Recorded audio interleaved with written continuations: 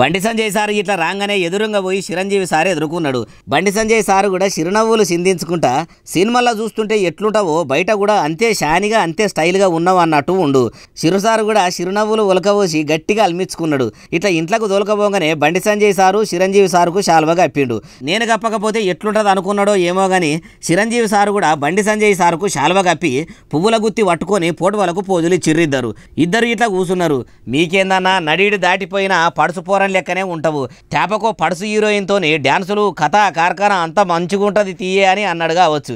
ఏ ఊకోబండి అన్న, మీ లీడర్ల కథనే మంచిగుంటుంది. చిన్నోడు పెద్దోడు అయినోడు కానోడు అందరూ మీకే సలాం కొడతారు. ఏ పని కావాలన్నా 5 నిమిషాలల్లో అయిపోతుంది.